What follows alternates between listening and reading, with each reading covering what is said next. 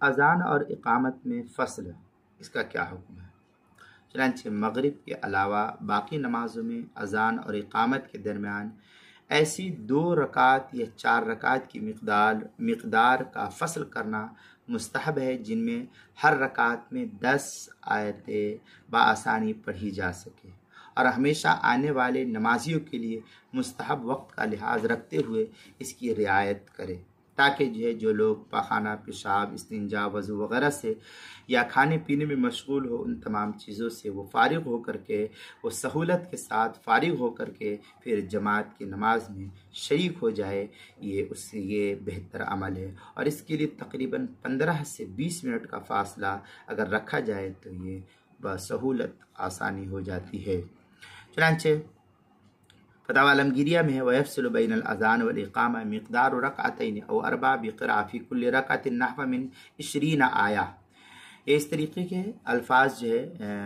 نقل کیا ہے عالمگیریہ کے پہلے صفحہ 56 اور صفحہ 57، کتاب الصلاۃ الباب الثانی فی الاذان کے تحت اس کو نقل کیا گیا ہے۔ دوسری صورت یہ کہ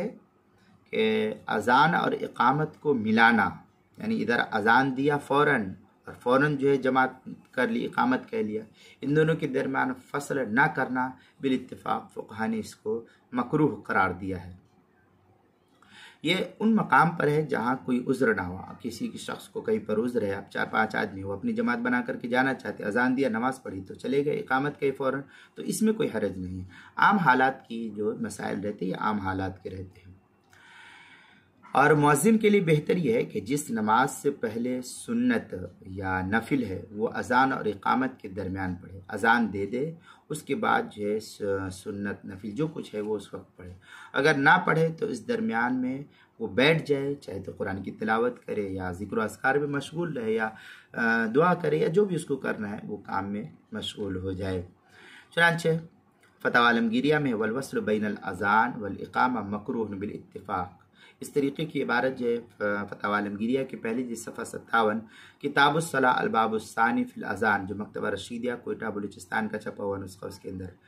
رد المحتار جلد نمبر 1 صفحہ نمبر 389، باب الاذان مطلب فی الکلام علی حدیث الاذان، جو HM سعید کراچی پاکستان کا چھپا ہوا نسخہ ہے، اس کے اندر یہ تو 2 صورتحال تھی۔ تیسرے کہ مغرب کے وقت بھی اذان اور اقامت کے درمیان فصل ضروری ہے، اتنا فصل جس میں 3 آیت بآسانی پڑھی جا سکے۔ حضرت امام ابو حنیفہ رحمۃ اللہ علیہ کے نزدیک چھوٹی چھوٹی 3 یا بڑی 1 آیت تلاوت کرنے کے لیے جتنا وقت لگتا ہے، مثلا میں ابھی آپ کے سامنے پڑھوں انا اعطیناک الکوثر فصل لربک وانحر ان شانئک هو الابتر، بمشکل اس کے اندر تقریباً میں سمجھتا ہوں کہ اس میں 20 سے 25 یا 30 سیکنڈ کا وقت جو لگا ہے، تو اتنا وقت، آدھے منٹ کا وقت کا فاصلہ رکھنا، یہ حضرت امام ابو حنیفہ رحمۃ اللہ علیہ کے نزدیک اتنا وقت جتنے میں 3 آیت قرآن پاک کی تلاوت کی جا سکتی ہے، اتنا وقت کھڑے رہنے کے بعد پھر اقامت کہنا یہ مستحب ہے۔ یہ نہیں کہ اذان ہوئی اور پٹ سے کھڑے ہو جائے، یہ مستحب نہیں، بلکہ اتنا وقت حضرت امام ابو حنیفہ رحمۃ اللہ علیہ کہتے ہیں کہ اتنا وقت، جس کو آدھا منٹ کہہ لیجئے یا 1 منٹ کہہ لیجئے، اتنا وقت مغرب کی اذان اور اقامت میں فاصلہ رکھنا یہ مستحب ہے۔ حضرت امام ابو یوسف اور حضرت امام محمد رحمہم اللہ کے نزدیک مغرب کی اذان اور اقامت کے درمیان اتنا دیر بیٹھنا مستحب ہے جتنا دونوں خطبوں کے درمیان بیٹھنا مستحب ہے، اور اس کی بھی مقدار تقریباً 1 سے آدھے منٹ، آدھے یا 1 منٹ کی ہوتی ہے جو دونوں خطبوں کے درمیان بیٹھا جاتا ہے۔ تو اس کی بھی حضرت امام ابو حنیفہ کے مسئلے سے اگر دیکھی جائے تو حضرت نے جو کہا کہ 3 آیت کے بقدر ٹھہرے، تو اس میں بھی اتنی ہی دیر ٹھہرا جاتا ہے، اس لیے دونوں کے مسائل تقریباً ایک ہے، حضرت امام ابو حنیفہ کے بھی اور حضرت امام ابو یوسف امام محمد رحمہم اللہ حضرات کے بھی، دونوں کا تقریباً یہ ایک ہی حکم ملتا ہے تھوڑے سے فاصلے کے ساتھ۔ اور یہ اختلاف صرف اتنی بات پر ہے کہ حضرت امام ابو حنیفہ رحمۃ اللہ علیہ کے نزدیک اتنی دیر کھڑا رہنا افضل ہے، اور امام محمد اور امام ابو یوسف اور امام محمد رحمہ اللہ کے نزدیک اتنی دیر بیٹھنا افضل ہے۔ تو इतना ही समझ लीजिए कि हज़रत इमाम अबू हनीफा खड़े रहने के लिए कहते हैं और इमाम अबू यूसुफ हज़रत साहिबैन रहमुल्लाह कहते हैं कि बैठना अफजल है और खड़ा रहना जायज़ है, और इमाम अबू हनीफा के कौल पर अमल करना ज़्यादा बेहतर और मौजू फ़ुक़हा ने करार दिया है।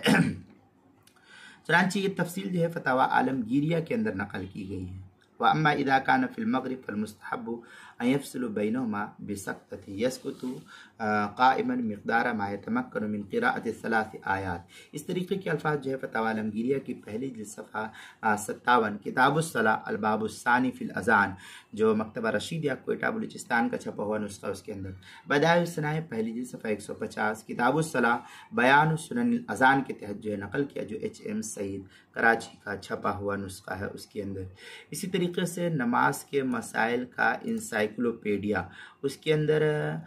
जिल्द नंबर 1 सफ़ा नंबर 75, 76, 77, जिल्द नंबर 1 सफ़ा नंबर 75, 76, 77 उन्वान है अज़ान और इक़ामत में फ़स्ल। इसके तहत जो है नकल किया है, हुरूफ़ तहज्जी अलिफ के तहत जो है इसको नकल किया, आप वहाँ देख सकते हैं।